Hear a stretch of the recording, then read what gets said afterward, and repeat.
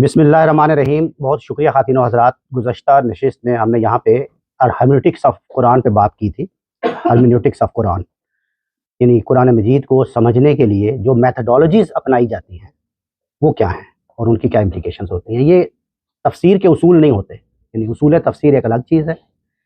उस तफसीर के उसूल जिस बुनियाद पर बनते हैं, उनकी जो फाउंडेशन होती है, उसका जो मनहज होता है, उसका जो मेथडोलॉजी होती है, उसको कहते हैं हर्मेनेटिक्स। इस पर हमने सैर हासिल बहस की थी गुज़श्ता नशिस्त में, और उसमें हमने मुख्तलिफ हर्मेनेटिक्स जो हैं उसकी तफसील यहाँ पे बयान की थी। मैं इनकरेज करूँगा कि अगर आपकी नज़र से वो नहीं गुजरी वीडियो, वो अल-मुरीद इंस्टीट्यूट कनाडा के यूट्यूब चैनल पे वो है, उसको एक दफ़ा देख लेंगे तो आज वाला उसके साथ कनेक्ट करना ज़्यादा आसान होगा। लेकिन मैं उसके साथ थोड़ा सा आपके ज़हनों में ताज़ा करके आगे बढ़ना चाहूँगा। उसमें हमने देखा था, I am sorry for you, I'll have to present the same thing in English later on, like in May 25th. But majority is Urdu here, so I'll keep on in this language. Are you okay with that? Thank you so much. तो ये hermeneutics में यानी बहुत सारी methodologies, बहुत सारी hermeneutics जो हमारे सामने आती है। मिसाल के तौर पे मैं आपको याद करवाना चाहता हूँ, इमाम इब्न जरीर तबरी का नाम आपने सुना, इमाम इब्न कसीर का नाम सुना। इनकी तफसीर जो हैं वो नैरेटिव बेस्ड तफसीर होती हैं, तफसीर बिल रवाया जिसको कहते हैं। इमाम ज़बख्शरी का नाम सुना, जिनकी अल-कशाफ किताब है, वो लुगा इमामुल लुगा उनको कहते हैं, लुगत की बुनियाद पे वो तफसीर करते हैं। इसी तरह इमाम राज़ी का नाम आपने सुना, जिनकी मफातिहुल गैब है और या तफसीरुल कबीर भी कहते हैं। उसमें वो यानी अक्ल की बुनियाद पे करते हैं, यानी अक्ल की बुनियाद से तो सभी करते हैं, मेरा मतलब है कि उनकी बुनियादी चीज़ जो है कोर, वो अक्ल होती है। इसी तरह और भी बहुत सारी रैशनल्स हमने देखी और हर्मेनेटिक्स देखी। आज हम एक केस स्टडी के तौर पे कुरान मजीद की चैप्टर 4 की वर्स 34 जो आपके सामने ये खुली हुई है, इस वर्स को हम देखेंगे उन हर्मेनेटिक्स पर अप्लाई करके कि क्या नताइज निकलते हैं, किसने क्या नतीजा निकाला, और फिर आखिर में मैं इस पर एक मैथडोलॉजी को अडॉप्ट करके वो आपको बताऊंगा कि मैं क्यों उसको अडॉप्ट कर रहा हूँ, क्यों साउंड है, और वो अडॉप्ट करके उस मैथडोलॉजी पर इसको अप्लाई करूंगा, यानी इसका मानी रिट्रीव करने की कोशिश करूंगा। और फिर मैं अपने 3 सवालात हैं मेरे, जो मैं आपकी खिदमत में पेश करना चाहूँगा इस आयत से मुतल्लिक़। अब तक बात वाज़ेह हुई, क्लियर है? आगे बढ़ें? Okay, excellent. तो सबसे पहले तो मैं चाहूँगा कि हम इसकी तिलावत कर लें, इस आयत की, ताकि एक बुनियादी तौर पे आपके सामने ये चीज़ आ जाए। बिस्मिल्लाहिर्रहमानिर्रहीम। अर्रिजालु कव्वमूना अलन निसाई बिमा फद्दलल्लाहु बअदहुम अला बादिन व बिमा अनफकू मिन अम्वालिहिम अस्सालिहातु कानितातुन हाफिज़ातुन लिलगैब बिमा हफ़िज़ल्लाहु वल्लाती तखाफूना नुशूज़हुन्ना फ़ाइज़ूहुन्ना वहजुरूहुन्ना फ़िल मज़ाजिअ वज़रिबूहुन्ना फ़इन अताअनाकुम फ़ला तबगू अलैहिन्ना सबीला इन्नल्लाहा काना अलिय्यन कबीरा। मैं इसका तर्जुमा भी पढ़ता हूँ पहले, और इंग्लिश में लिखा हुआ है, आप इंग्लिश में पढ़ सकते हैं। मैं उर्दू में इसका तर्जुमा मौलाना सैयद अबुल आला साहिब मौदूदी की तफ़हीमुल कुरान से पढ़ रहा हूँ। मेरे पास और भी तर्जुमे हैं, आप चाहेंगे तो मैं उनके साथ कंपैरिजन कर सकता हूँ, लेकिन मैं एक आम फ़हम चूँकि ये तर्जुमा, तो मैं ये पढ़ने लगा। मर्द औरतों पर कव्वाम हैं, इन्होंने कव्वाम का एज इट इज़ लिख दिया, कव्वाम है, क्योंकि ये बहुत कंट्रोवर्शियल है, कोई कुछ मीनिंग करता है, कोई कुछ करता है, इन्होंने एज इट लिख दिया कि भाई इस पर हम बाद में बात कर लेंगे कि क्या है, लेकिन फिलहाल उन्होंने लिख दिया मर्द औरतों पर। तब आप यूँ समझ लें, पिछले लोग कहते हैं कि हाकिम हैं, सरबराह हैं, और दौर जदीद के लोग कहते हैं कि केयर टेकर्स हैं, प्रोटेक्टर्स हैं, सॉर्ट ऑफ, ठीक है। तो कव्वाम है इस बिना पर कि अल्लाह ने उनमें से एक को दूसरे पर फजीलत दी है, और इस बिना पर कि मर्द अपने माल खर्च करते हैं, बस जो साले औरतें होती हैं वो अताअत शुआर होती हैं और मर्दों के पीछे अल्लाह की हिफाजत और निगरानी में उनके हुकूक की हिफाजत करती हैं। और जिन औरतों से तुम्हें सरकशी का अंदेशा हो उन्हें समझाओ, ख्वाबगाहों में उनसे अलहदा रहो और मारो उनसे अलहदा रहो और मारो, फिर अगर वो तुम्हारी मती हो जाएं तो खामखा उन पर दस्तदराजी के लिए बहाने तलाश न करो। यकीन रखो ऊपर अल्लाह मौजूद है जो बड़ा और बालातर है। This verse is one of the most debated verse.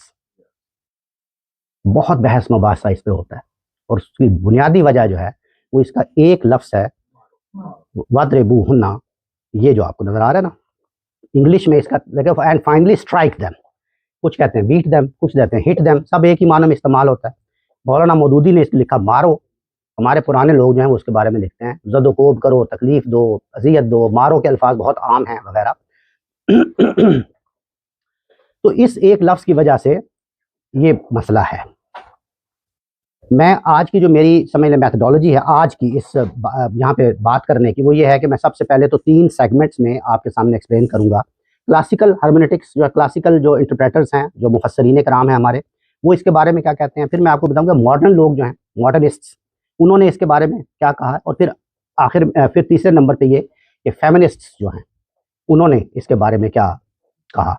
और फिर आखिर में मैं अपने 3 सवालात अपने आपकी खिदमत पेश करूँगा कि इन सब ये जो लोगों की राय मैंने आपके सामने पेश की है, इन पर मेरे ये सवालात हैं और मैं एक इंतहाई इंतहाई अदना तालिब इल्म की हैसियत से वो अपने सवालात आपकी खिदमत पेश करूँगा। आप मेरे लिए इस तरह हेल्पफुल हो सकते हैं और ये मेरे लिए बहुत इंपॉर्टेंट है। और मैं आपको थोड़ा-सा बता दूँ बैकग्राउंड कि मैं यूनिवर्सिटी में एक रिसर्च कर रहा हूँ और उसमें मेरे लिए ये बहुत इंपॉर्टेंट चीज़ है। तो आप लोगों के सामने ये सवालात रखने की असल वजह ये नहीं है कि मैं कोई तफसीर करना चाह रहा हूँ, ना मेरी ये हैसियत है, ना मेरा ये है कि मैं उन पे कोई कोई किसी पे कोई उँगली उठाना चाह रहा हूँ। मेरा मतलब ये है कि जो सवालात मैं आपकी खिदमत में पेश करूँगा, आप मेरे लिए हेल्पफुल हो सकते हैं अगर आप कहें कि ये सवालात कितने कमज़ोर हैं, इसमें इस्तदलाल की कितनी कमज़ोरी है। ये अगर आप मुझे बताएँगे तो मेरे लिए ज़्यादा हेल्पफुल होगा। क्या वाज़ेह होगी बात? तो अब हम आगे बढ़ते हैं। सबसे पहले देखें जो क्लासिकल इंटरप्रेटर्स हैं, हमने आपको याद होगा गुज़श्ता नशिस्त में जो तशरीफ़ लाए थे यहाँ पे, उनको तो ख़ास तौर पे याद होगा कि बड़े-बड़े नाम हमने बताए थे, जैसे इमाम, अभी मैंने ज़िक्र किया, इमाम ज़मख़शरी हैं, इमाम राज़ी हैं, इमाम इब्न कसीर हैं, इब्न जरीर तबरी हैं, और इसके अलावा और बड़े-बड़े नाम हैं। मैं आपको एक लमसम अगर बताऊँ तो क्लासिकल लोगों में से सब लोगों का इस पे इत्तेफ़ाक है। यही बात जो अभी मौलाना मौदूदी की मैंने आपको पढ़ा दी। थोड़ा-सा स्लाइटली अप एंड डाउन है, स्लाइटली। वो क्या है कि कोई कहता है कि नहीं मारो जो है ना वो सिंबॉलिकल है, ऐसा नहीं मारो, ये मारो, हल्का मारो वगैरह अहादीस कुछ पेश करते हैं। लेकिन ओवरऑल तर्जुमा जो है, कुछ लोगों ने दौर हाज़िर में पुराने लोगों के तर्जुमे के आगे ब्रैकेट में लिख दिया, मारो नरमी के साथ, वगैरह-वगैरह इस तरह। लेकिन ये कि मारो, ये इसमें किसी का कोई इख्तिलाफ नहीं, ठीक है, पुराने लोगों में से। लेकिन ये कि दौर हाज़िर के लोग जो स्ट्रगल कर रहे हैं इस वर्ष पे, बहुत स्ट्रगल कर रहे हैं। अभी मैं आपको दिखाऊँगा कि कैसे स्ट्रगल कर, ये दौर हाज़िर की स्ट्रगल नहीं है, स्ट्रगल भी इस पर हमेशा से होती रही। सबसे पहले जो स्कॉलर हैं इमाम शाफ़ी रहमतुल्लाह अलैह, वो इस पे स्ट्रगल कर रहे हैं।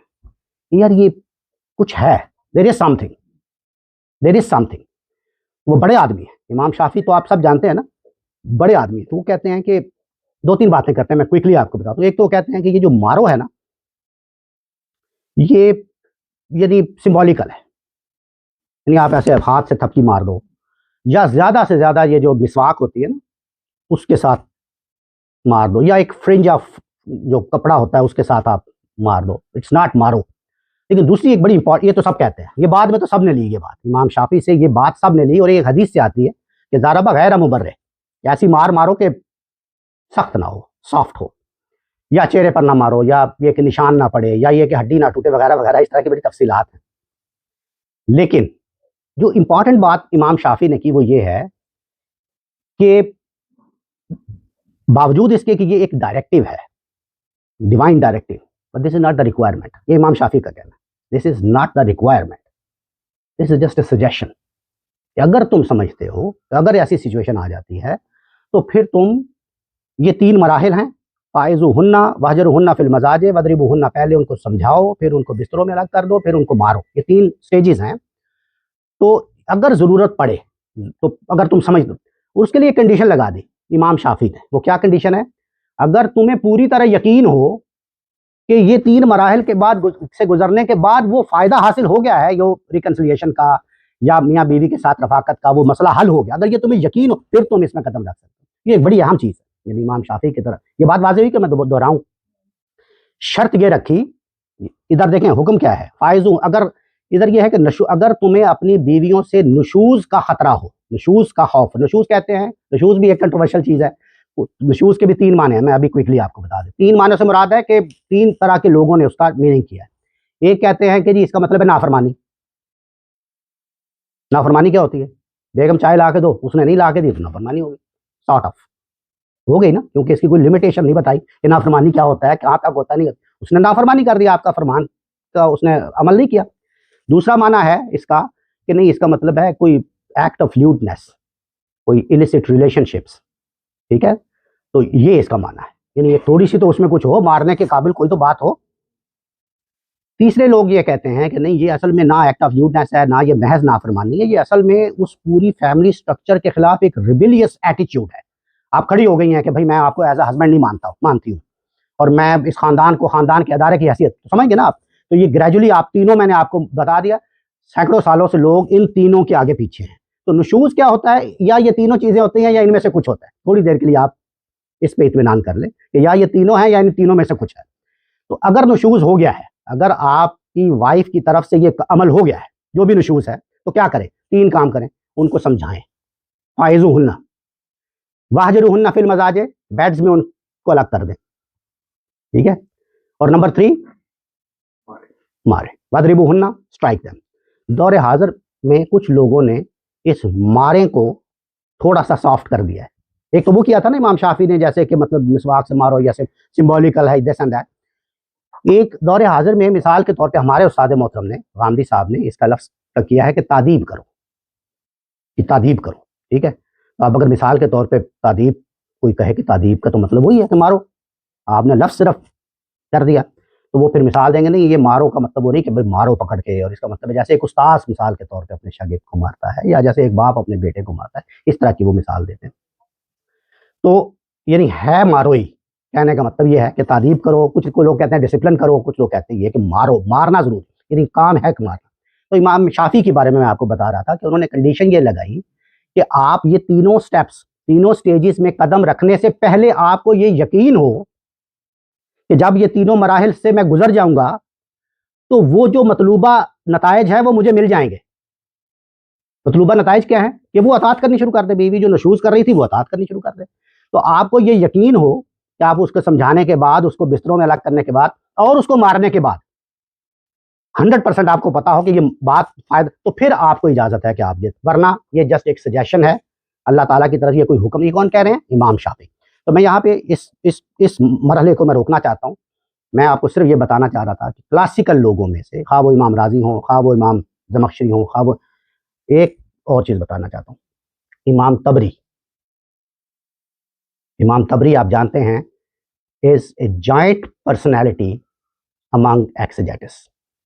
जो मुफस्सरीन कराम हैं उनमें अगर आप कहें कि ह्यूज पर्सनैलिटी किसकी है तो इमाम तबरी की है। 3री सदी की उनकी तफसीर है, बहुत करीब दौर है रसालत मोहम्मद सल्लल्लाहु अलैहि वसल्लम का। आज तक 2025 तक कोई मुफस्सिर ऐसा नहीं हो सकता जो उनसे कंसल्ट ना करे। ये हो ही नहीं सकता कि कोई तफसीर कर रहा है और इमाम तबरी के साथ कंसल्ट नहीं कर रहा, ये नहीं हो सकता, इतने बड़े आदमी, ठीक है। लेकिन इस मामले में वो बहुत सख्त है, यानी मेरा ख्याल है वन ऑफ दी मोस्ट, जिसको कहना चाहिए स्ट्रिक्ट पर्सन, ठीक है। सादा अल्फाज में मैं समझा देता हूँ। वो ये कहते हैं कि ये मारो नहीं है, बांध के मारो है, आप अंदाजा लगाए। और बात के बहुत सारे मुफस्सरीन ने उनसे इख्तलाफ किया इस बात की, यार ये क्या लैकुना हो गया, ये क्या कह रहे हैं। मैंने आपको अर्ज किया था पिछली नशिस्त में कि ये जो हर्मेन्यूटिक्स है ये बहुत, और मेरा सारा टॉपिक भी यही है, मैं कोई तफसीर या मुफस्सरीन के उस पर करने, मेरा टॉपिक है हर्मेन्यूटिक्स, कि वो मेथडोलॉजी क्या है जिसकी बुनियाद पे ये लोग मानी बनाते हैं। मैं बनाते का लफ्ज़ इस्तेमाल कर रहा हूँ, बनाते हैं।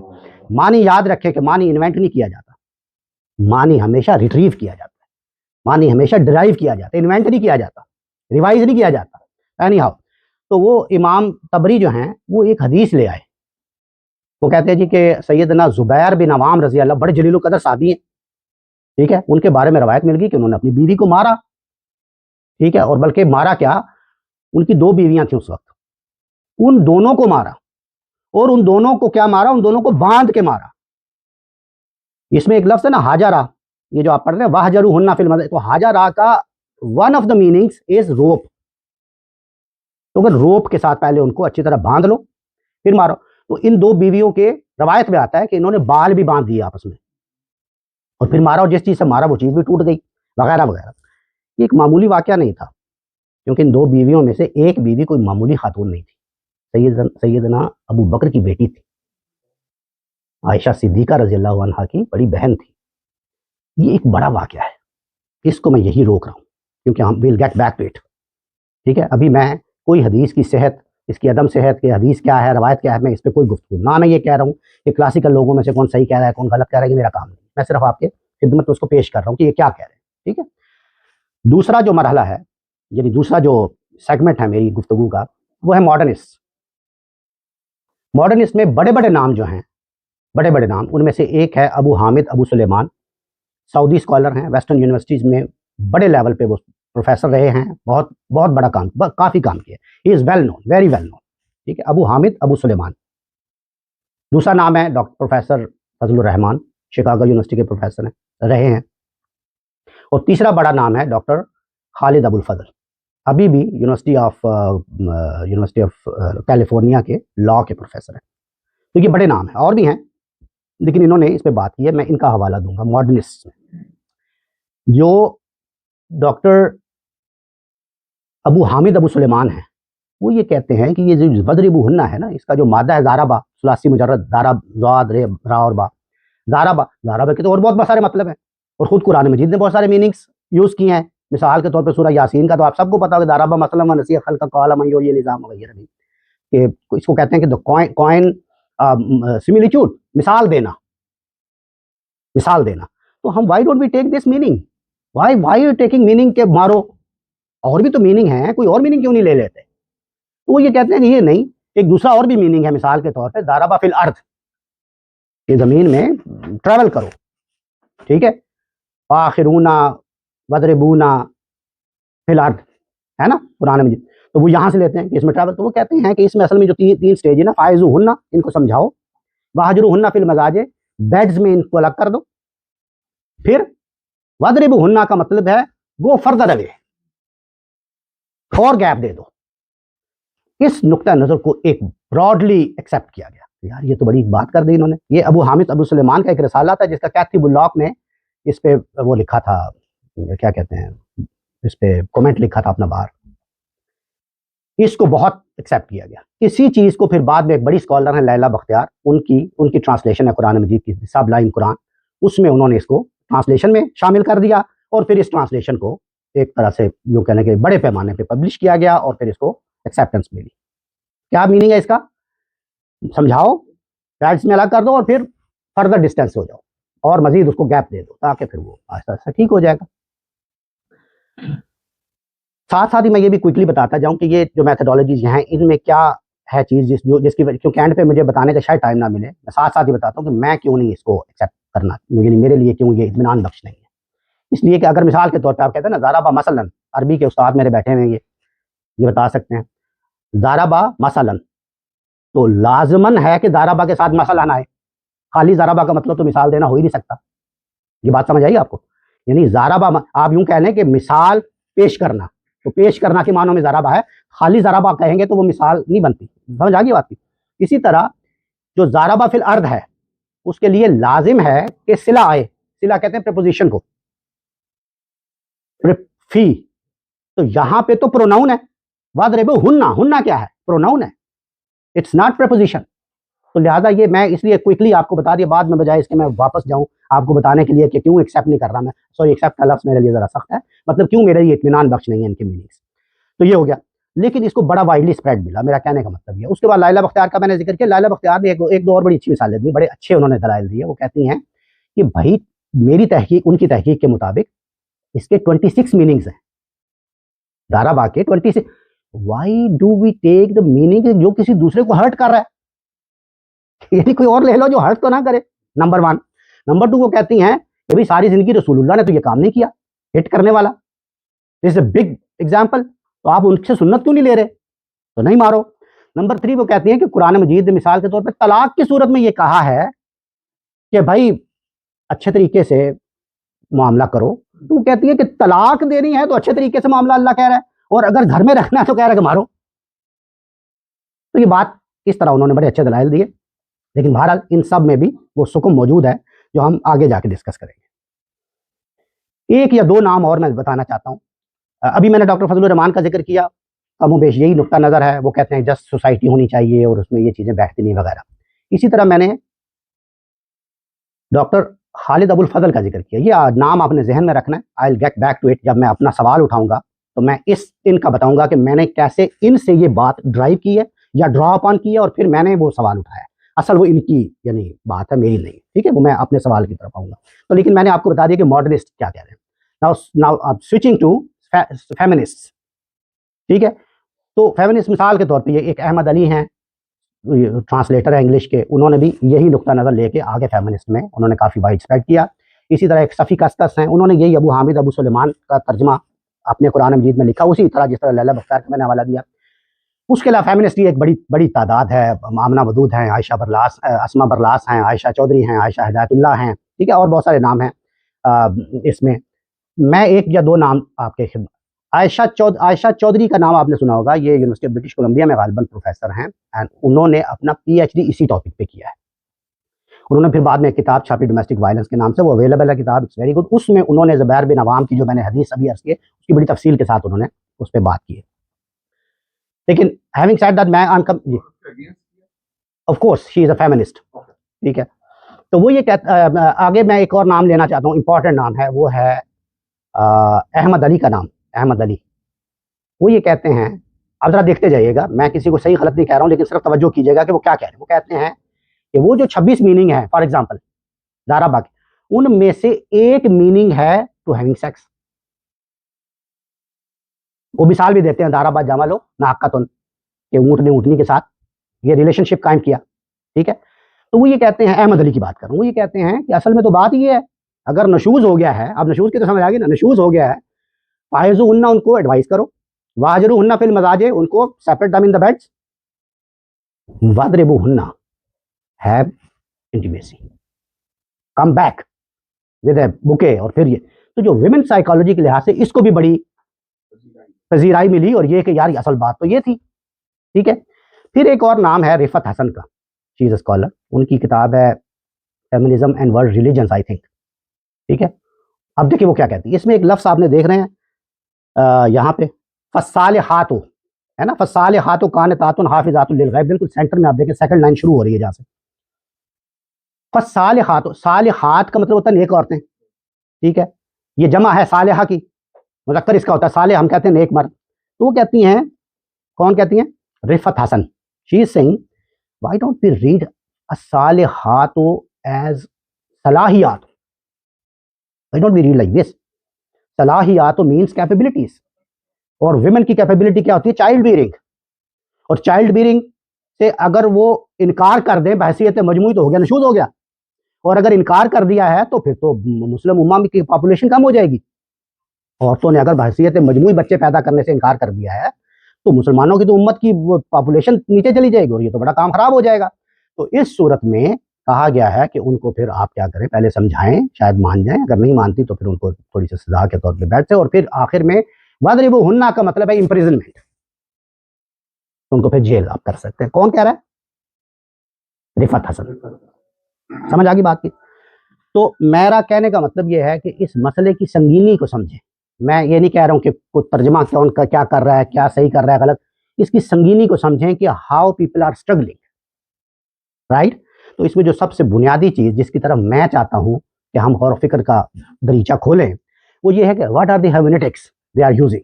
तो मैं आपको बड़ी बड़ी दो हर्मेनेटिक्स बताता हूं। एक तो मैंने पिछली नशिस्त में बड़ी तफसील से आपको बताई थी ना कि वो पुराने लोग क्या क्या क्या हर्मेनेटिक्स, आज मैं आपको बता रहा हूँ कि दो बड़ी हर्मेनेटिक्स में, फॉर एग्जाम्पल एक है जो इंटरनल हर्मेनेटिक्स है, जिसको मैं कहता हूँ सिमेंटिक एपिस्टेमिक हर्मेनेटिक्स, कि वो मीनिंग के अंदर घुसे हुए हैं, टेक्स्ट के अंदर के कुछ निकालने की कोशिश कर रहे हैं, ठीक है। और दूसरे लोग हैं जो मिसाल के तौर पे उसको कहा जा सकता है सोशियो एथिकल। अब सोशियो एथिकल का मतलब समझते हैं आप कि कुरान मजीद के बाहर क्या हो रहा है,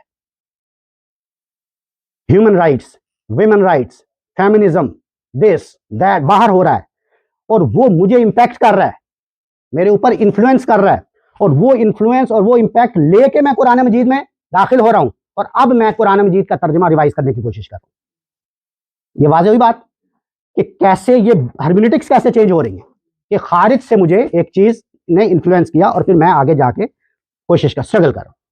तो बहरहाल यहाँ पे मुझे बताना था कि किस तरह पुराने लोग और नए लोग और फिर फेमिनिज्म वाले लोग किस तरह स्ट्रगल कर रहे हैं इस आयत को पढ़ने के लिए, एक बात। और दूसरी मैंने आपको बताई कि वो हर्मेनेटिक्स जो हैं वो कैसे मुख्तलिफ होती हैं और कैसे वो उसकी इम्प्लीकेशंस कैसे आती हैं।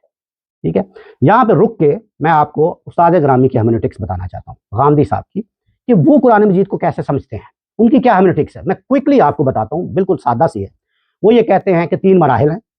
नंबर 1, लफ्ज को देखें। अब बाहर से लेके आएंगे तो बहुत कुछ ले आएंगे, अगर बाहर से लेके आएंगे तो फिर आप मीज़ान और फुरकान बाहर की चीज को बना रहे हैं। मीज़ान और फुरकान ये कुरान है, लिहाजा आपको टेक्स्ट को देखना है, टेक्स्ट को देखना है, अल्फाज को देखना। आप अल्फाज के दरवाजे से दाखिल हुए बगैर कुरान को नहीं समझ सकते। You have to start from here, ये है उनकी मेथोडोलॉजी। ठीक है, तो वो कहते हैं सबसे पहले लफ्ज को देखना है। मिसाल के तौर पे लफ्ज के ये मीनिंग्स हैं, 26 मीनिंग्स हैं। चले मिसाल के तौर पर दूसरे मरहले पे आपको वो जुमला देखना है, जुमले की तारीफ देखनी है, कंस्ट्रक्शन ऑफ द सेंटेंस देखना है, और वो 26 मीनिंग उस जुमले में फिट करने हैं। आपको वो जुमला बताएगा कि मैंने किसे कबूल करना है और 25 को रद्द करना है। तो क्या तबरी जो एक्सट्रीम पे चला जाता है, वो भी इस कॉन्टेक्स्ट में हम उसको हाईलाइट कर सकते हैं कि वो he was influenced by that situation? नहीं, नहीं, even though he was not from Middle East, right? He was from Iran. Yeah. So his language was not Arabic. Right. So नहीं, can we say that he was influenced at that time by the environment around him? So he made it like उसको पकड़ के मारना, बांध के मारना, जो उसकी मिसाल आप दे रहे हैं। आप कह सकते हैं, या कहने को आप कह सकते हैं, लेकिन मैंने चूंकि बताया उनकी हेर्मेनेटिक्स जो है वो बिल्कुल कंप्लीटली डिफरेंट है इमाम तबरी की। उनकी हेर्मेनेटिक्स ये है कि वो रवायात, इसको कहते हैं तफसील बिल रवाया, बड़ा मशहूर लफ्ज़ है ना, तो तफसील बिल रवाया ये मेथोडोलॉजी का नाम है, ये उनकी हेर्मेनेटिक्स है। इसका मतलब क्या है कि रवायात, आप जानते होंगे कि जो इमाम तबरी की जो तफसीर है, बहुत बड़ी तफसीर है, बहुत वॉल्यूम, वो एक तरह से आप कह लें एनसाइक्लोपीडिया है। आप कह लें कि हर रवायत आपको वहां मिल जाएगी। हदीस की जितनी रवायात इधर उधर आपको मिलेंगी ना किताबों में, वो एक जगह पे जमा आपको मिल जाएंगी। तो उन्होंने क्या खिदमत की उम्मत की, उन्होंने सारी चीजों को एक जगह जमा कर दिया। तो असल में वो खारिज से कोई इंपैक्ट नहीं ले रहे, उनकी मेथोडोलॉजी ही ये है रवायात में जो। हाँ, ये उनका काम नहीं था कि इस रवायत में कौन सी रवायत सही है, कौन सी सही नहीं है, कौन सी ज़ईफ है, कौन सी हसन है। क्यों? क्योंकि वो काम ही मुहद्दिसीन का था। इन्होंने जो रवायात मिली एज इट इज उसको नकल कर दी, और ये भी एक बहुत बड़ी खिदमत है, एक तरह से एनसाइक्लोपीडिया उसको बना दी। इसलिए ये फर्क है इसमें। मैं बात कहाँ क्या कर रहा था? Not at all, not please मुझे इंटरप्ट आप एनी टाइम कर लें, मुझे जरा याद करवा दें कि मैं, मेरा ख्याल है कि हम कह रहे थे गांधी सब। तो आप वो लफ्ज उस जुमले के अंदर रखें, वो जुमला रद्द कर देगा बाकी 25 मीनिंग को। अगर नहीं करता, मिसाल के तौर पर स्टिल प्रॉब्लम है, तो तीसरा स्टेप उनका ये है, फिर आप कॉन्टेक्स्ट देखें, सियाक को सबाक देखें कि उस आयत के ऊपर की क्या आयत है, उस आयत के नीचे की क्या आयत है, क्या सियाक है, क्या सबाक है, वो बात क्या हो रही है। और इसी का एक दूसरा हिस्सा, इसको कहते हैं, एक अंग्रेजी में लफ्ज इस्तेमाल होता है वेल्टन शॉन्ग। इसका मतलब होता है कि एक overarching message of the book. ठीक है ना?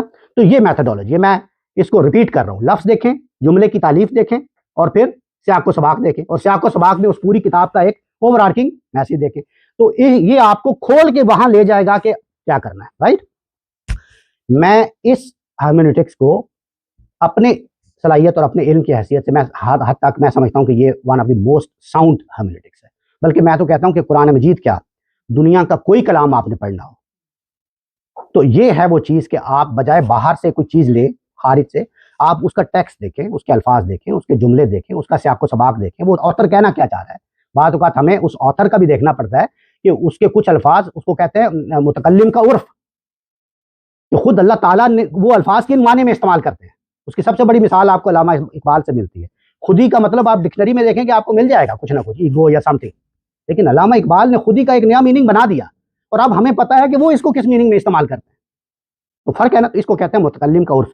तो जब आप सिमेंटिकली इसको लेके चलते हैं, इस एपिस्टीम में जो हेर्मेनेटिक्स सामने आती है वो ये है कि आपको लफ्ज देखना है, जुमला देख। तो मैंने इसको कबूल किया है, मैं इसको, यानी ये मुझे लगता है कि this is one of the most suitable hermeneutics to understand Quran मजीद की कोई भी वर्स हो। ठीक है, अब मैं इसका एप्लीकेशन कर रहा हूँ, इस हेर्मेनेटिक्स की, इस मैथोडोलॉजी की एप्लीकेशन कर रहा हूँ, और इस एप्लीकेशन के नतीजे में मेरे 3 सवालात आपकी खिदमत में आ जाएंगे। आगे बढ़े।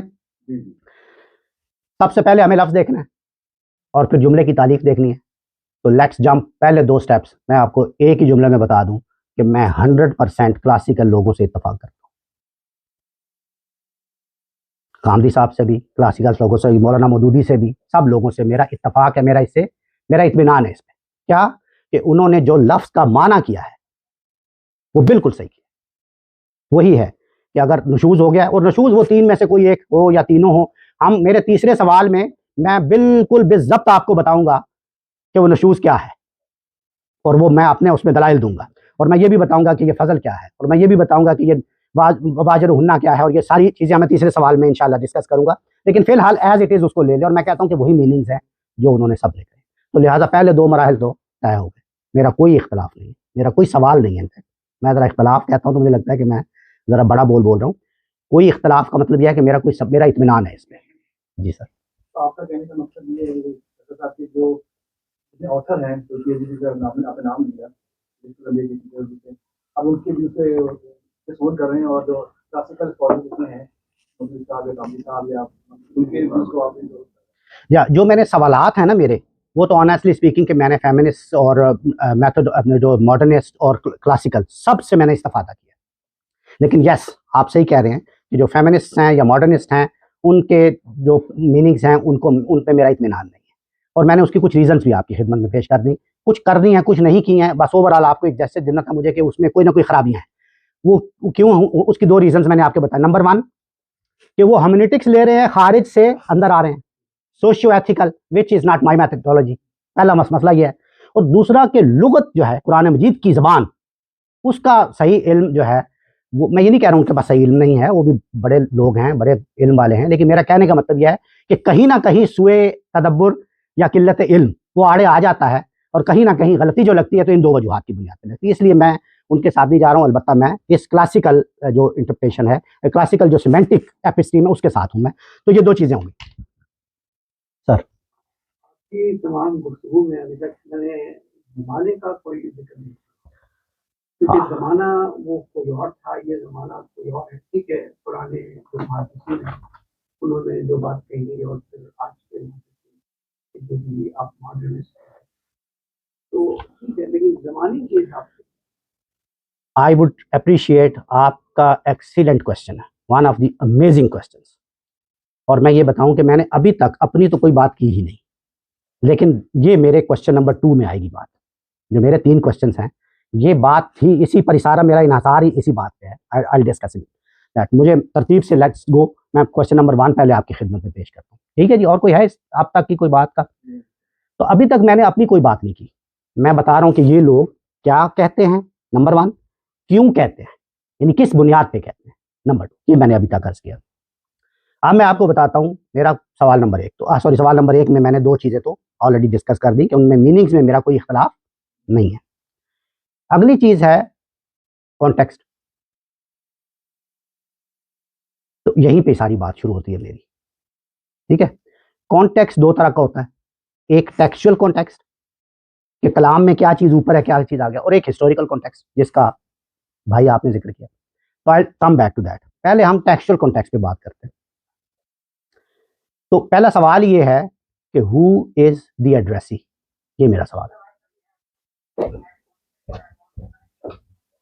तो हु इज द एड्रेसी, कि इस आयत में मुखातिब कौन है, हु इज बीइंग एड्रेस्ड, ये है मेरा पहला सवाल जी। दूसरा सवाल को एड्रेस किया जा रहा है, मे बी और भी कोई आप कर सकते हैं गैस इफ यू वांट, लेकिन जनरल है,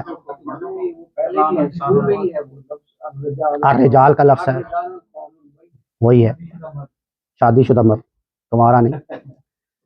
लेकिन मैं आपको बताऊं कि इस पर किसी का कमोबेश किसी का इख्तलाफ नहीं, सिवाय इक्का दुक्का लोगों के, उनके नाम मैं बाद में बताऊंगा।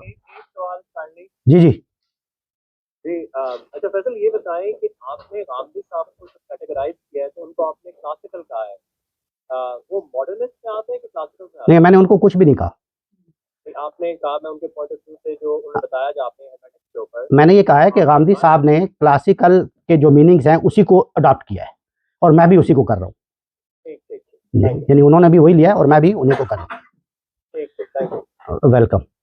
तो सियाको सबाक में मेरा सवाल ये था कि हु इज़ द एड्रेसी, इसका मुखातिब कौन है इस आयत का। आपने भी 3-4 मुखातिब बता दिए अभी, कि कुछ कहते हैं कवारे नहीं होने चाहिए, शादीशुदा, कुछ कहते हैं मर्द हैं, अर्रिजाल का लफ्ज़ है, कुछ कहते हैं कि जनरल पब्लिक है वगैरह। तो इसमें कमोबेश किसी का इख्तलाफ नहीं है, किसी का भी, कि इसके मुखातिब हस्बैंड्स हैं, ठीक है? तो मैं ये कहता हूँ, यानी मैं इस बात से एक दूसरा मैं ये मतलब इख्तलाफ का लफ्ज़ मैं नहीं इस्तेमाल करना चाहता, मैं ये कह रहा हूँ कि मैं सोचने का एक दूसरा जाविया आपकी खिदमत में पेश करना चाहता हूँ। मैं चाहता हूँ कि इस पर हम गौर करें।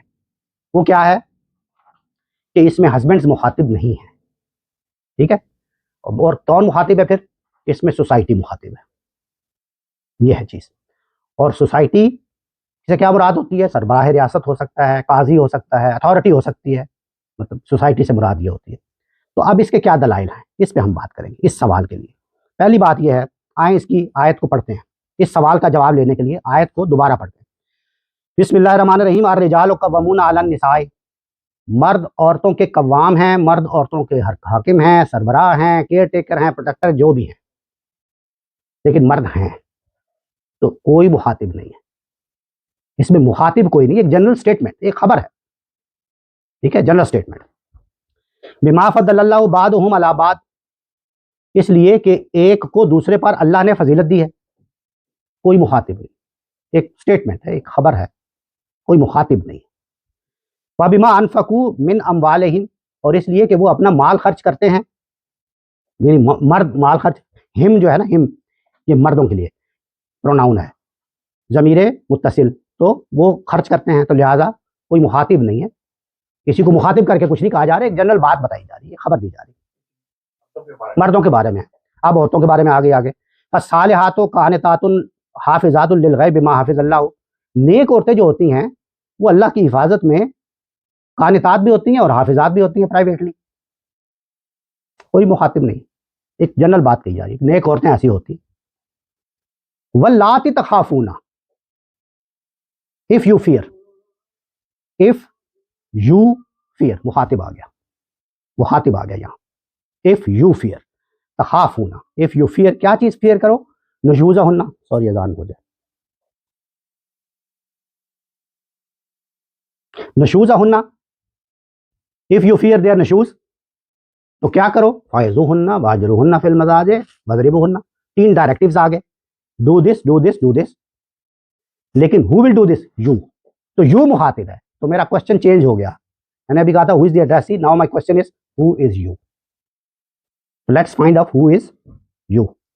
तो सियाको सबाक की बात हम कर रहे हैं, कॉन्टेक्स्ट की, ये सूरह अन-निसा की वर्स नंबर है 34,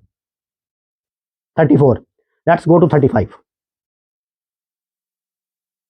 35 का पहला लफ्ज है व इन खिफ्तुम, एंड इफ यू फियर, पीछे क्या था? If you fear, and if you fear, if you fear और फिर and if you fear, connect हो रही है ना बात, तो लगता है कि यू एक ही है, उधर भी यू से मुखातिब है, इधर भी यू, लेकिन यहां पे आगे क्लियर कर दिया कि ये यू कौन है। व इन खिफ्तुम शिकाका बैनहिमा, अगर तुम, इफ यू फियर कि इन दोनों मियां बीवी में इफ्तराक का खतरा, इन दोनों, इसका मतलब है हस्बैंड तो बाहर हो गया, अब ये यू बाहर वाली चीज है। इन खिफ्तुम शिकाका बैनहिमा, इन दोनों के दरमियान इफ्तराक का अगर तुम्हें खतरा, तो तुम क्या करो? अब असू हकम मिन अहलिही, एक हकम मर्द के खानदान से, व हकम मिन अहलिहा, और एक औरत के खानदान से मबूस करो, तुम करो। तो ये तुम क्या हुआ? सोसाइटी, यानी सरबराह रियासत हो सकता है, काजी हो सकता है, अथॉरिटी हो सकती है, राइट। ये मेरी एक दलील थी। दूसरी दलील मेरी, let's go to verse number 29। 29 में बाकायदा वो लफ्ज लेके बता दिया, या अय्युहल्लज़ीना आमनू, मुखातिब कर लिया, ए ईमान वालों। और अल्लाह ताला बिलउमूम कुरान मजीद में जब ए ईमान वालों कह के मुखातिब करते हैं, तो उसका मतलब होता है सोसाइटी इज दी एड्रेसी, ठीक है। तो 29, ये 5 आयात ऊपर है, इसके बाद दरमियान में कोई मुखातिब चेंज नहीं हुआ, जहां से या अय्युहल्लज़ीना आमनू से बात शुरू हुई है, और दरमियान में आप देख सकते हैं कि कोई मुखातिब चेंज नहीं हुआ, और बात वहां 34 पे पहुंच गई है, और सब या अय्युहल्लज़ीना आमनू को मुखातिब करके बताया जा रहा है कि मर्द औरतों पर हाकिम होते हैं, या सरबराह होते हैं, या प्रोटेक्टर होते हैं, या केयर टेकर होते हैं, कोई भी मीनिंग आप ले रहे हैं, होते हैं। और इस तरह के अल्लाह ताला ने एक को दूसरे पर फजीलत दी है, और इस तरह के वो उन पर माल खर्च करते हैं, और जो नेक औरतें होती हैं वो कानितात भी होती हैं, हाफिजात भी होती हैं गैब में, समझ आ गई। और इफ यू फियर कि ये जो है वो बिमा अनफा, ये यानी कि ये वो मर्द जो अपनी औरतों की कफालत भी करते हैं, राइट, ये भी माने, ये जरूरी है, 100%, कंडीशन पहले पूरी होगी, फिर उसके बाद वो नीचे वाली 3 कंडीशन आएगी। 100%, 100, मेरा फोन तो नहीं, अच्छा 100% यही है, यानी वो तो लाजिम है, वो तो एक तरह से इस हुक्म की इल्लत के तौर पे पेश हुई है, इसलिए वो ज़रूरी है। Good point. अच्छा, अब ये समझ आ गई यू की, तो यू आगे भी हमने देख लिया और पीछे भी देख लिया। एक इसमें अलबत्ता रुकावट है, एक रुकावट है। वो क्या है कि जो 3 अहकामात थे, फायजुहुन्ना वाहजरुहुन्ना फिल मजाज वदरिबुहुन्ना, उनको एडवाइस करो और आखिर में उनको मारो, दरमियान में क्या है? Separate them in the beds. Society कैसे करेगी? ये तो बहुत पर्सनल बात है, ये तो हस्बैंड्स के अलावा तो कोई कर ही नहीं सकता। कुछ लोग कहते हैं जी कि नहीं सोसाइटी हस्बैंड्स को कहेगी, नहीं नहीं, अगर सोसाइटी ने हस्बैंड को कहना होता तो फिर वो लिखते ही ऐसे कि तुम हस्बैंड्स को कहो कि इसका जवाब वहां से मिल जाएगा कि एक औरत की तरफ से और एक मर्द की तरफ से जो बड़े हैं वो इस चीज को डिसाइड करें। क्या नहीं, वो एडवाइस करें। इम्प्लीमेंट नहीं कर सकते। ठीक है, बड़े तो स्टडी वाले हैं। अच्छा, अब इसको चलने दो जरा सा, फिर देखते हैं आगे। तुम जी अच्छा साहब, ये जो आपने दोनों आर्गुमेंट दिए हैं ना, वो वेरी स्ट्रांग आर्गुमेंट, लेकिन एक जो चीज है ये मौलाना मौदूदी साहब के तर्जुमे में आखिर में जो है ना, but if they return to obedience seek not against them means of alliance, जी, तो इसमें मुखातिब कदर गौर करने की जरूरत है। जी। मुखातिब को इसमें तो वही हम डिसाइड करेंगे ना। अगर मिसाल के तौर पे हस्बैंड है तो वो तो उस पर भी पूरा उतरेगा, और जो सोसाइटी है उस पर भी पूरा उतरेगा। जो नशूज हो गया वो असल में अतात का ऑपोजिट है। तो जो ही नशूज हो गया तो अब वो सज़ा की हकदार हो गई, और जो ही वो अतात कर गई तो इसका मतलब है कि अब उनको मजीद सज़ा नहीं देनी। आखिरी आयत तो दोनों से मुतल्लिक है, लेकिन यहाँ पे जो असल सवाल है वो ये है कि हस्बैंड्स के अलावा कोई कैसे वाहजरुहुन्ना फिल मजाजे कर सकता है? Is the problem. तो इसका मैं जवाब अर्ज करना चाहता हूँ। ये एक रुकावट है, बड़ी रुकावट है। मैं ये समझता हूँ कि इसमें सबसे पहली जो गलती लगी वो ये है कि मजाजे जो है ना, मजाजे मस्जा की जमा है, इसका मतलब होता है बेड्स। ठीक है, तो ओनली वन मीनिंग, और भी बहुत सारे हैं, लेकिन ये बेड्स मारूफ मतलब है, इसका शाज नहीं है, मारूफ मतलब है।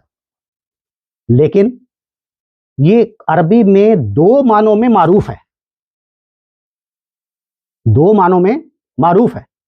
एक बेड्स, वो जो बेड होता है जिसके ऊपर हम सोते हैं, और एक स्लीपिंग क्वार्टर, सोने की जगह। समझ आ गई आपको? तो दोनों हैं। मजाजे का मतलब स्लीपिंग, और उस जमाने में मैं ये भी बता दूं, उस जमाने में ऐसे घर नहीं होते थे जैसे आज हमारे घर है ना, ये डाइनिंग रूम है, ये ड्राइंग रूम है, ये बेडरूम, ऐसा नहीं होता था। एक क्वार्टर होता था, बस एक कमरा, या ज्यादा से ज्यादा 2 कमरे होते होंगे, और उसी को बैत भी कहते थे, उसी को मजाजे भी कहते थे, स्लीपिंग क्वार्टर्स। ये सोने की जगह है ये मेरी। जैसे अर्तुल आपने देखा होगा, एक कैंप सा, उसके अंदर कभी 2 भी कमरे होते हैं तो वो स्लीपिंग क्वार्टर्स ही होते हैं। तो मजाजे उस माने में भी इस्तेमाल होता है। एक बात हो गई। दूसरी बात यह है कि वाहजरुहुन्ना का मतलब है सेपरेट देम, उनको अलग कर दो। ठीक है, 2 बातें होंगी। तीसरी बात यह है, हर लफ्ज का एक हकीकी माना होता है और एक उसका मजाजी माना होता है। जैसे मैं कहूँ ना कि मैंने चिड़ियाघर में शेर देखा, तो यहाँ शेर हकीकी मानों में है, जिसका डिक्शनरी में मतलब आप देख सकते हैं लायन। लेकिन अगर मैं कहूँ कि मेरा बेटा शेर है, तो यहाँ हकीकी मानों में नहीं है, यहाँ मेटाफोरिकल मीनिंग है, यहाँ एलेगोरिकल मीनिंग है। और किस चीज़ ने मुझे मजबूर किया कि मैं यहाँ एलेगोरिकल मीनिंग लूँ? किस चीज़ ने? उस कराइन ने, उस करीने ने, जो उस जुमले के अंदर बेटे का लफ्ज आ गया ना, तो ये करीना था। तो मेटाफोरिकल मीनिंग लेने के लिए जरूरी है कि जुमले के अंदर करीना मौजूद हो।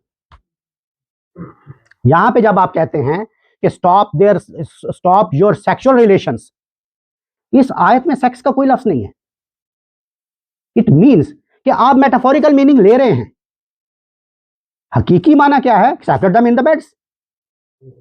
तो separate them in the beds का ऑब्वियसली एक मेटाफोरिकल मीनिंग निकलता है, उसका यही मीनिंग निकलता है कि आप उनसे रिलेशनशिप तोड़ दें, ये वाला सेक्सुअल, राइट? ये मेटाफोरिकल मीनिंग निकलता है। लेकिन इसमें एक करीना है जिसकी गलती हुई है, जो मैं जिसकी तरफ तवज्जो दिलाना चाहता हूं। वो ये है कि इसमें जो सिला इस्तेमाल हुआ है, प्रेपोजिशन, वो अला नहीं है, वो फी है। जैसे मैं कहूं कि doctor Shakeel is on the bed, on the bed, और अगर मैं कहूं doctor Shakeel is in the bed, तो जमीन आसमान का फर्क है। तो ऑन द बेड कहूंगा तो उस बेड के ऊपर है, इन द बेड कहूंगा तो बेडरूम भी हो सकता है। ठीक है ना, इन द बेड। तो जो स्लीपिंग क्वार्टर है मजाजे, उसके लिए यहाँ पे जो सिला इस्तेमाल हुआ है वो है फी, वो अला नहीं है। यहाँ वाजरुहुन्ना फिल मजाजे है, अलल मजाजे नहीं है, लिहाजा यहाँ हस्बैंड मुखातिब नहीं है। ये सिला इसका सबूत है। और आखिरी दलील इस हवाले से मैं ये देना चाहता हूँ, इसी सूरा की आयत 15 में अल्लाह ताला कोई कसर नहीं छोड़ते, ये मैं आपको बता दूं। अगर उनको कोई बात वाज़ेह करनी है ना, यही अल्फाज का एक दूसरे अल्फाज में बता दिया कि इसका क्या मीनिंग हो सकता है। यहाँ पे कहा वाजरू हुन्ना फिल मजाजे, और सूरा नंबर 15 में मैं आपके सामने खोल देता हूँ, सॉरी सूरा नंबर कह रहा हूँ, आयत नंबर 15 में ये अल्फाज हैं, ये देखें, फम सेकू हुन्ना फिल बयूत, अगर तुम्हारी औरतें में से जो बदकारी की मुर्तकिब हों उन पर अपने 4 आदमियों की गवाही लो, अगर 4 आदमी गवाही दे दें तो उनको घरों में बंद रखो। कब तक बंद रखो? जब तक हत्ता या तवफ़्फ़ा हुन्ना, या तो उनको मौत आ जाए या फिर अल्लाह ताला उनका कोई रास्ता निकाल दे। और अल्लाह ताला ने बाद में रास्ता निकाल दिया, बाद में। तो ये है कि जब आप सजा दे रहे हैं तो उन सजाओं में से एक सजा है कि उनको उनके घरों में कन्फाइन कर दो। बात समझ आ गई? तो मेरा पहला सवाल ये था कि हु इज यू, इस आयत का मुखातिब कौन है? तो मैंने आपको 4 दलाइल दिए, और उसमें लुगत के भी दलाइल हैं, उसमें सियाक व सबाक के भी हैं। तो मैंने ये अर्ज़ किया कि इसके मुखातिब हस्बैंड्स हैं ही नहीं। इसके मुखातिब कौन है? सोसाइटी मुखातिब है। और इससे देखें कितनी सिचुएशन डिफ्यूज हो गई। इतनी बात सही कि सोसाइटी हक रखती है कि अगर कोई जुर्म कर दे तो वो उसको पकड़े, वो हाँ औरत हो हाँ मर्द हो, अगर जुर्म का इर्तिकाब हो गया तो वो उसको सजा भी दे सकती है। हाँ, सजा वो अपने कानून के मुताबिक देगी सोसाइटी। उस जमाने में उस जमाने का कानून था, आप अपना कानून बना सकते हैं। लेकिन मुखातिब डिटरमिन करना इज वेरी क्रूशल। तो ये था मेरा पहला सवाल। मुझे नहीं पता कि दूसरे 2 सवाल भी आज करने हैं या क्या आपकी हिम्मत है?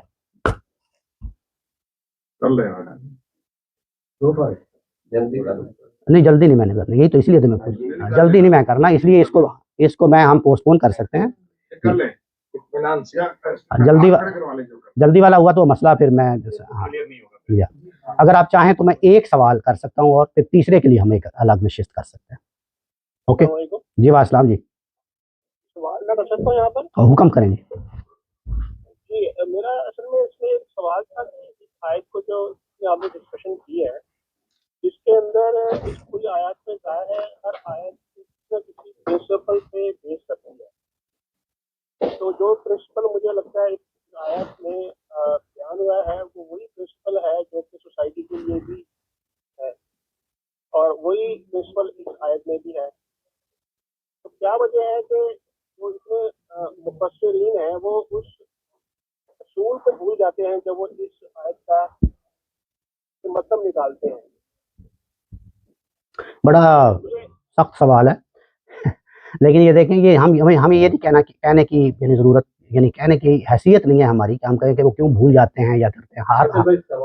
सवाल उन्होंने ये किया है कि ये जो उसूल आपने बताया ये ज़्यादा सूटेबल उसूल लगता है, लेकिन ये पुराने मुफस्सिरीन क्यों भूल जाते हैं? नहीं हो तो मैं ये कहूँ कि आप जो कह रहे हैं वो मैं ये कह रहा हूँ जी कि हर आयत को जब हम कुरान में पढ़ते हैं ना तो वो असूल पे बेस होती है ना जी। जब हम उस आयत को पढ़ते हैं तो पहले तो हमें ये डिटरमिन करना चाहिए कि किस असूल पे ये बात की जा रही है। जी जी। अगर वो असूल ठीक है तो उसमें जो बातें की जा रही है वो तो आयत है, तो मारना ये करना वो करना सोसाइटी जो मैं आपकी बात को मतलब हूँ कि इसमें जो मकासद जो डिसाइड किया जा रहा है वहाँ पर गलती हो रही है। जी जी, हाँ मैं आपकी बात समझ गया हूँ। मतलब कहने का ये है कि जो मुफस्सिरीन कराम क्लासिकल मुफस्सिरीन हैं वो भी अपनी किसी न किसी हर्मेनेटिक्स पे ही काम कर रहे होते हैं। उन्होंने एक मेथोडोलॉजी अडॉप्ट कर ली होती है और उसके मुताबिक ही वो तफसीर करते हैं। ऐसा नहीं है कि वो सारी मेथोडोलॉजीज को ले लें। लेकिन वो उसमें मेथोडोलॉजी को उसको अप्लाई कर रहे होते हैं तो होता है कुरान मजीद। उसूल से आपकी क्या मुराद है? उसूल से क्या मुराद है आपकी? जैसे कि आपने कहा कि ये इसके अंदर मुखातिब जो है वो इनके हस्बैंड नहीं है, ठीक है ना? तो आपने ये किसी असूल के बेस पे किया ना? जी जी, मैंने आपको बताया ना कि सियाक व सबाक की बुनियाद पे मैंने कहा। सियाक व सबाक के अगर मैं फर्स्ट करूँ, अगर मेरा एक असूल है कि मैंने अदल कायम करना है तो अदल तो मुझे सोसाइटी का कायम करना है ना। हाँ सोसाइटी में भी कायम करना है मुझे। हाँ जी, आपका सवाल वाज़ेह है, लेकिन मेरा ख्याल है कि मैं जवाब अपना वाज़ेह नहीं कर सका। आप जिसको उसूल कह रहे हैं उसी को मैं मैथडोलॉजी कह रहा हूँ, यानी कि वो हर्मेनेटिक्स कह रहा हूँ।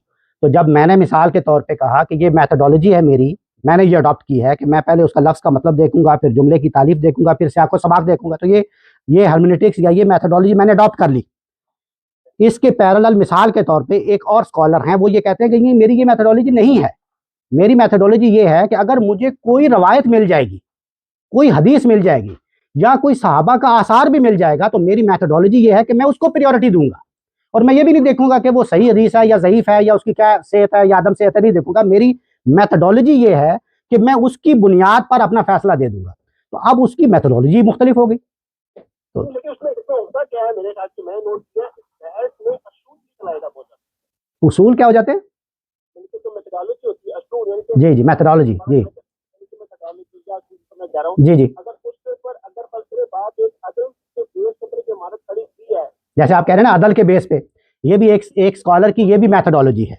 हमारे डॉक्टर फजलुर रहमान जिनका मैंने जिक्र किया था ना, उनकी मैथडोलॉजी यही है कि जस्ट सोसाइटी होनी चाहिए, अदल की बुनियाद पे होना चाहिए। ये अब आप बात मुकम्मल करें। मैं ये कह रहा हूँ कि एक और बहस में होता ये है कि एक चीज के ऊपर हम इमारत के ऊपर जो उसमें अपार्टमेंट बने होते हैं, कमरे बने होते हैं, उस पर तो हम बुलेट पे रहे थे, लेकिन जो हम यही देखते नीचे जाके कि ये इमारत की बेस क्या है। अगर हम उस बेस पे रहे तो मेरे ख्याल से जो हम फजूल बहसें पड़ जाते हैं कि यहाँ मारना नहीं है, यहाँ बयान करना है, तो वो बात ही खराब हो जाती है। नहीं जी जी, बस ऐसा ही है। लेकिन ये है कि हमें हर एक को यही है कि हर एक की अपनी मैथडोलॉजीज हैं। हर्मेनेटिक्स वो अपने दलाइल देते हैं और उसकी बुनियाद पर ही हमें कोई कर सकते हैं। मैं जी कादरी साहब आप कर लें सवाल। बहुत शुक्रिया। तो मैं ये अर्ज करना चाह रहा हूँ कि आपने माशाल्लाह बहुत ज़बरदस्त मुताला किया है मुख्तलिफ तफासीर का। तो एक चीज़ मेरे जहन में और ये है कि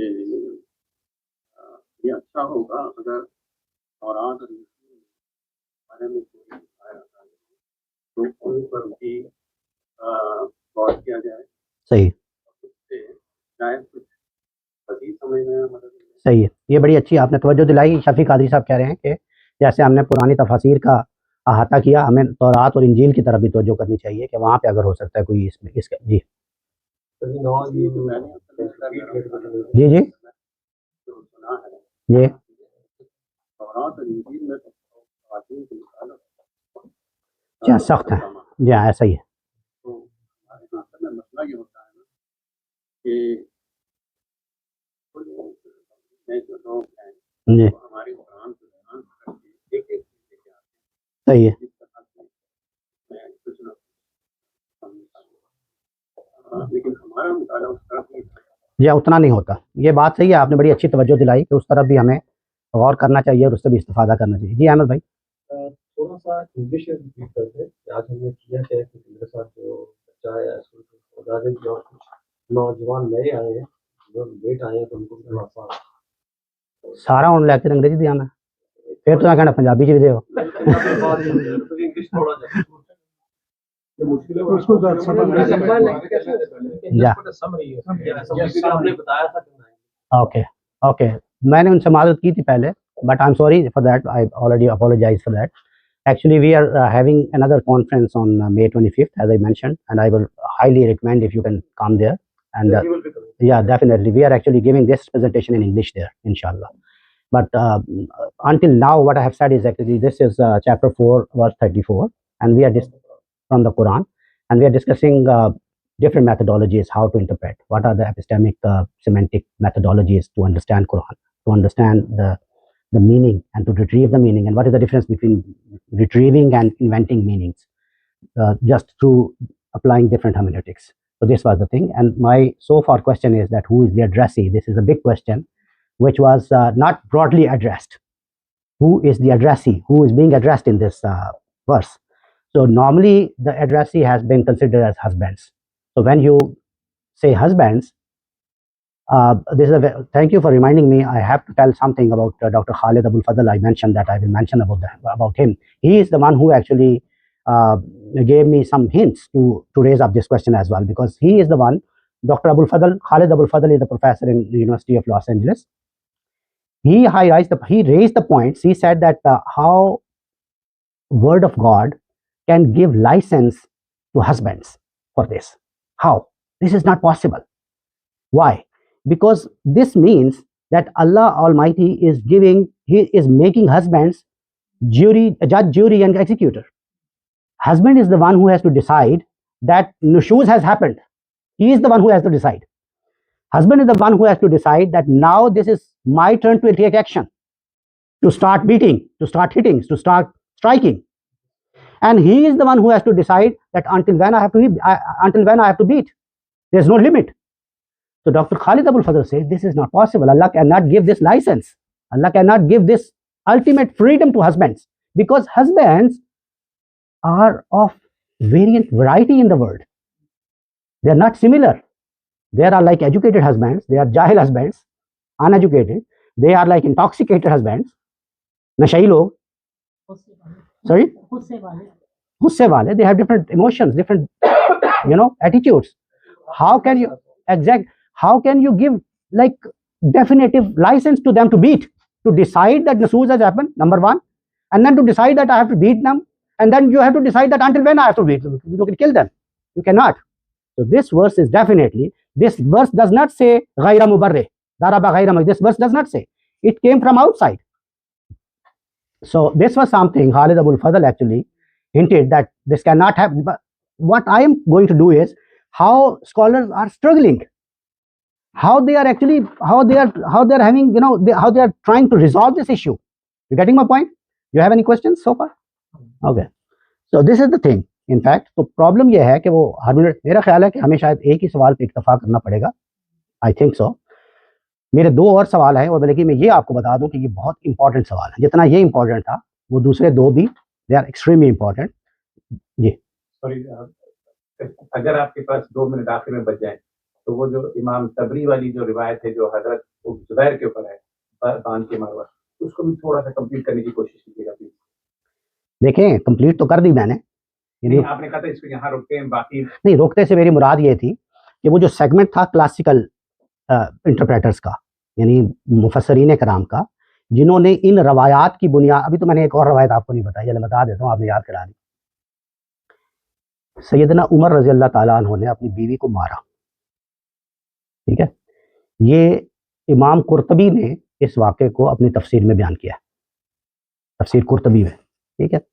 और तफसीर इब्ने कसीर में भी, इब्ने कसीर आप जानते हैं कि समरी है इब्ने जरीर तबरी की, तो इब्ने कसीर ने भी उस साहबी का नाम लिख के बता दिया कि गालिबन शाबी रहमतुल्लाह अलैह हैं, जो हज़रत उमर के घर मेहमान थे उस दिन. तो वो कहते हैं कि मैं वहाँ मेहमान था और उस दिन मियाँ बीवी में कोई झगड़ा हो गया, हज़रत उमर का और उनकी बीवी का, और उन्होंने उनकी पिटाई फरमाई. और उसके बाद जब मेरे पास आए तो हज़रत उमर ने आके बताया कि उन्होंने मतलब इस बात को क्या कहना चाहिए, जस्टिफाई किया. उन्होंने कहा कि रसूलुल्लाह सल्लल्लाहु अलैहि वसल्लम से मैंने 3 बातें सुनी हैं. नंबर 1 ये कि ईशा के वितर पड़े बगैर मत सोना, और नंबर 2 ये कि बीवी को अगर तुम मारोगे तो you are not accountable for that. ये बात समझ आ रही? मतलब आपसे नहीं पूछा जाए, अल्लाह ताला आपसे नहीं पूछेगा कि आपने अपनी बीवी को क्यों मारा. ठीक है. और तीसरी बात, इमाम शाह भी कहते हैं कि मैं भूल गया कि वो तीसरी बात क्या थी, तो उसमें एज इट इज़ नकल हुआ है कि वो तीसरी बात वो तो याद है उनको. और यही चीज़ तफसीर कुर्तबी में मैंने अर्ज़ किया कि इन्होंने उस साहबी का नाम तो नहीं लिखा, लेकिन ये रवायत लिख दी कि फारूक आज़म ने इस तरह मारा, और फिर ये भी लिखा, ये बात भी लिखी कि यू आर नॉट अकाउंटेबल. नहीं, अबू बकर की बेटी को उनके हस्बैंड हज़रत जुबैर रजी अल्लाह तआला अन्हु ने, वो तो अलग बात. ये दूसरी वाक़या हज़रत उमर का है. पहला वाक़या मैंने सुनाया था हज़रत अबू बकर की बेटी के हस्बैंड ने उनको बताया. यानी हो, ये मैं जो दूसरा मेरा सवाल है ना, उसमें मैं एक्सप्लेन करूँगा ये चीज़ें कि ये किस तरह सोसाइटी का नॉर्म था. ये it was not an awkward thing जैसे आप सोच रहे हैं कि वो हज़रत उमर नहीं हो. एक आम बात थी, हर घर में बीवियों को मारा जा रहा था. ये बिल्कुल, यानी चलो हर घर, मैंने ज़्यादा कह दिया, 99% घरों में मारा जा रहा है. आप देख रहे जलीलुल कद्र साहबा की मैं बात कर रहा हूँ, तो बाकियों की क्या होगी. हर घर में मारा जा रहा था. ठीक है. औरत का स्टेटस क्या था? कोई स्टेटस नहीं था. इससे ज्यादा मैं क्या कहूँ, मैं पूरी जिम्मेदारी से कह रहा हूँ, कोई स्टेटस नहीं. औरतों के हक महर खाए जा रहे थे. क्यों अल्लाह मियाँ कह रहा है कुरान मजीद में कि इनके हक महर दो. औरतों की विरासत पे कब्जा किया जा रहा था. क्यों अल्लाह मियाँ कह रहा है कि इनकी विरासत पे कब्जा ना करो. औरतों का कोई स्टेटस नहीं था, हर घर में मारा जा रहा था, कोर्स किया जा रहा था। फिर क्यों रसूलुल्लाह सल्लल्लाहु अलैहि वसल्लम बार बार कह रहे हैं कि औरतों पे हाथ ना उठाओ, ये अल्लाह की लौंडियां हैं, इन पे हाथ ना उठाओ, ये जुल्म ना क्यों कह रहे हैं? इसलिए कि वहां था, इसलिए कि वहां था। इस पर मैं आऊंगा। और फिर ये बात तो किसी को नहीं भूली हुई कि लौंडी जो थी ये औरत नहीं थी, ये औरत नहीं थी। आप यकीन जानिए कि उसकी हैसियत इस गिलास से ज्यादा नहीं थी। एक लौंडी एक कमोडिटी थी, कमोडिटी, इंसान नहीं थी, कमोडिटी थी, ठीक है। और फिर ये बात किससे भूली हुई है कि वहां इन्फेंटिसाइड होता था। आप जरा थोड़ी देर के लिए एज्यूम, कौन है आप में से जो ये थोड़ी देर के लिए सोच भी सकता है कि बेटी को जिंदा दरगोर किया जा रहा है?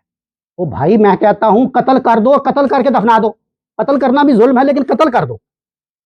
आप सोच सकते हैं आपकी बेटियां होंगी, यानी जिंदा दफना रहे हैं, यानी जुल्म की। मैं कहता हूं कि ये मिसाल ही कोई नहीं दे सकता। हमारे पास कोई ऐसा नंबर है कि कितने वाकयात हुए थे? मैं कहता हूं एक भी हुआ, कुरान ने मेंशन कर दिया ना, कुरान ने इस बात को मेंशन। मेरे कहने का मतलब ये है कि फ्रीक्वेंसी उसकी ज्यादा है तो it was considered as a norm in this. नहीं, ये बाकी चीजें मैंने जो अर्ज की ना, इन सारी चीजों से मैं कहता हूं कि ये नॉर्म था। और मेरा दूसरा सवाल भी इनफैक्ट, ह्यूमन जो है ना इंस्टिंक्ट, वो कभी भी अपने बच्चे को नहीं मारेगा, even animal doesn't do it. अगर आप इसको ये बात नहीं, हाँ, ह्यूमन के अंदर शर, जितना खैर है उतना शर भी है जी। लेकिन मैं ये अर्ज करना चाह रहा हूँ कि ये जो मैंने बात तो कर ही दी, तो मैं अपना बात वो कर ही देता हूँ, सवाल भी। मेरा दूसरा सवाल असल में ये है कि कुरान मजीद की, अभी हमारे पास 10 मिनट है ना, 5 मिनट के बाद नमाज होगी। अच्छा, तो मैं 5 मिनट में अर्ज करने की कोशिश करता हूँ कि कुरान मजीद में 3 तरह की आयत हैं। 5 मिनट जरा बेयर विद मी, ताकि हम 2 सवाल आज मुकम्मल कर लें, तीसरा फिर हम बाद में कर लें। कुरान मजीद में 3 तरह की आयत हैं। नंबर 1 यूनिवर्सल वर्सेस, जो क़यामत तक बिलीवर के लिए ऑब्लिगेशंस हैं, जो भी ईमान ले आएगा उसके लिए, वो उसको कहते हैं universal verses. Number 2 are temporal. Temporal का मतलब ये होता है कि फॉर द स्पेसिफिक टाइम, और वो स्पेसिफिक टाइम कौन सा है? Prophetic time. मिसाल के तौर पर रसूलुल्लाह सल्लल्लाहु अलैहि वसल्लम को इत्माम हुज्जत के बाद जहाद के जो अहकामात दिए गए वो टेम्पोरल थे। मिसाल के तौर पे अज़वाज मुतहरात से मुतल्लिक जो डायरेक्टिव्स हैं वो टेम्पोरल हैं, हो गई ना, अहकामात आए बस हो गए। मिसाल के तौर पे मुनाफिकीन रसूलुल्लाह से कहते थे कि हमने कानों में बात करनी है, और फिर बाद में बाहर जाके कहते थे कि हमें तो उन्होंने ये कहा, आपको ये कहा, फितना पैदा करते थे। तो अल्लाह ताला ने कहा अब अगर इनको प्राइवेटली बात करनी है तो ये चैरिटी देंगे, और थे बड़े कंजूस। तो ये हुक्म आ गया ना उसमें, तो ये क्या था? ये टेम्पोरल था। अब ना वो मुनाफिकीन, ना वो बात, ना वो, सब खत्म हो गया ना, टेम्पोरल। तो दूसरी टाइप क्या है? टेम्पोरल। तीसरी टाइप है, इसको कहते हैं इंटरिम। ये इंटरिम पीरियड के लिए, ग्रेजुअल होती है, ट्रांजिट पीरियड के लिए होती है। उसकी मिसाल ये होती है कि असल हुक्म एक होता है कि फलां बीमारी को रोक दो, फलां गुनाह को स्टॉप कर दो, लेकिन जब तक वो चल रहा होता है उसके लिए ग्रेजुअल, वो ट्रांजिट पीरियड का होता है। मिसाल के तौर पे आज किसी को फर्स्ट टाइम आप कुरान थमा दें किसी गोरे को, वो मिसाल के तौर पे कुरान पढ़े और उसमें लिखा हुआ है कि भाई शराब हराम है, ये रिज्सुम मिन अमल शैतान है, और फज्तनिबू, इससे इज्तनाब करो, और थोड़ा आगे जाए तो आगे लिखा हुआ है अगर पीवी हो तो नमाज मत पढ़ना। वो कहेगा व्हाट इज दिस कॉन्ट्रडिक्शन? अभी तो आप हराम कह रहे थे और अभी आप कह रहे हैं पीवी हो तो नमाज मत पढ़ना। ला तकरबुस सलात व अंतुम सुकारा। तो ये क्या प्रॉब्लम है? द प्रॉब्लम ऑफ मीनिंग क्या है? मीनिंग का प्रॉब्लम ये है कि मैंने उस दूसरी आयत को ट्रांजिट पीरियड की या इंटरम पीरियड की नहीं समझा। This is the problem. मिसाल के तौर पे अल्लाह कहता है कि भाई गुलामी हराम है, गुलामी को बंद करो। सूरह मोहम्मद में कहा कि कोई नया जंगी कैदी जो है उसको गुलाम नहीं बनाया जाएगा। उसके बाद कहा कि इनके साथ मुकातबत करो, रिटर्न एग्रीमेंट करो कि साल बाद 2 साल बाद तुम आज़ाद होगे।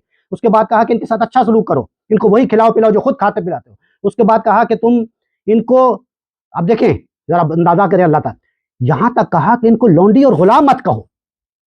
तो है ही लौंडी और गुलाम, तो क्यों मत, क्या कहें फिर? अल्लाह में कहते हैं इनको लड़का और लड़की कह दिया करो। क्यों? उनका स्टेटस बुलंद करना चाह रहे हैं। फिर कहा कि अगर तुम फक्को रकब, ये देखिए इमोशनल जुमला है, फक्को रकब, गर्दनें छुड़ाओ, गर्दनें छुड़ाओ। इस जुमले के अंदर जो इमोशंस हैं वो समझे जा सकते हैं। एक बाजों का आदमी समझ सकता है कि गुलामी से निजात हासिल करो। फिर कहा कि तुम अगर सवाब हासिल करना चाहते हो तो इनको आज़ाद करो। फिर कहा कि अगर तुमने कोई गुनाह कर दिया तो कफारे के तौर पे इनको, तो ये क्या है? ये सारे अहकामात क्या साबित करते हैं कि गुलामी को क्या करना चाहते हैं? खत्म कर। लेकिन आगे जाओ, आगे कहने लोनियों के साथ सेक्स कर लो, लोनियों के साथ निकाह कर लो, लोनियों के साथ जो है वो और फिर ये कहा कि अगर किसी ने कोई गुनाह कर दिया है, लौंडी ने कोई जुर्म कर दिया है, तो उसको आधी सजा दो। भाई यहाँ तो सजा के पूरे कानून बताए जा रहे हैं। इसका तो मतलब है लौंडी जायज है। भाई लौंडी जायज होगी तो सजा देंगे ना। आज तक ये कंफ्यूजन है। आज तक बड़े बड़े उलमा जो हैं इस प्रॉब्लम में हैं कि यार लौंडी के बारे में तो यही अहकामात, क्यों प्रॉब्लम है आप बताएं। इसलिए कि इन अहकामात को ट्रांजिट पीरियड की अहकामात नहीं समझे जा रहे। उनको ये 3 टाइप्स मैंने बताई ना, यूनिवर्सल, टेम्पोरल एंड इंटरिम। इनको इंटरिम नहीं समझा जा रहा। ये गलती लगी है और बड़े बड़े लोगों को लगी है। आज तक लोग कह रहे हैं कि नहीं जी गुलामी तो इस्लाम में है, लौंडी तो ये है, लौंडी तो वो है ना। क्यों गलती यहां हो रही है कि उनको इंटरिम पीरियड की आयत नहीं समझा जा रहा। मैं इस सारी मिसाल की बुनियाद पे आपको अर्ज करना चाहता हूं, और मैंने आपको हिस्टोरिकल कॉन्टेक्स्ट दिया कि उस जमाने में औरत का क्या मकाम था, क्या मर्तबा था, क्या हो रहा था, क्या नॉर्म थी। मैं ये अर्ज करना चाह रहा हूँ सेकंड क्वेश्चन लास्ट मिनट में, ये वाली आयत जो है ये असल में इंटरिम पीरियड की आयत है। आप कहेंगे सबूत दो, तो मैं आपकी इजाजत से, अगर मेरे पास ये मेरा मोबाइल भी नहीं है, लेकिन मैं जो इतना मुझे याद है मैं आपको बता देता हूँ, वरना मैं एक डॉक्यूमेंट खोलना चाह रहा था, मैं बाद में आपसे शेयर भी कर सकता हूँ। असल हुक्म क्या है, अगर ये इंटरिम की है तो असल हुक्म फिर क्या है। तो सूरा नंबर 2 वर्स 182, गालिबन अगर कोई खोल सकता है तो खोल ले जरा। ये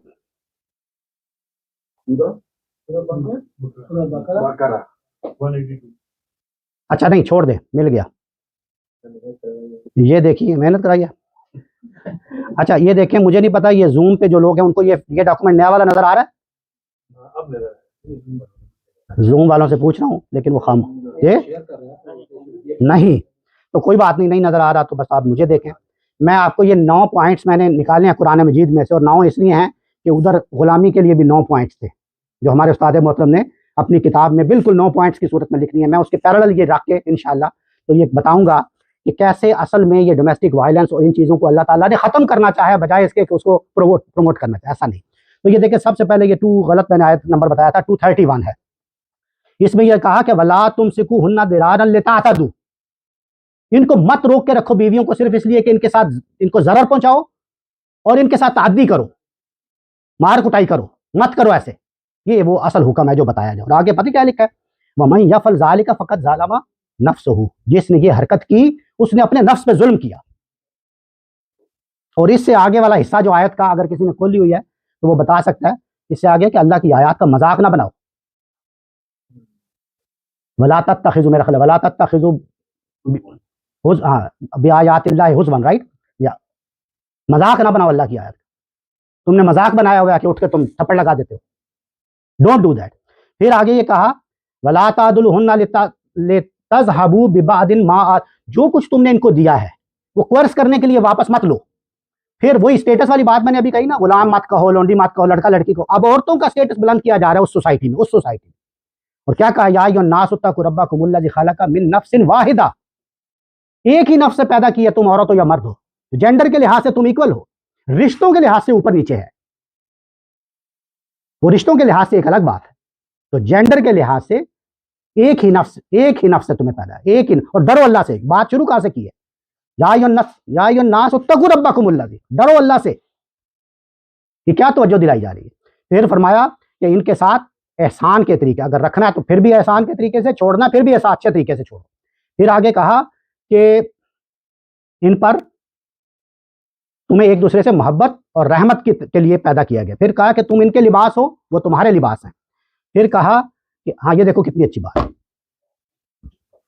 ये बात सुने, अगर तुम्हें अपनी बीवी की कोई बात पसंद नहीं है, हो सकता है अल्लाह उस बात में से खैर पैदा कर दे।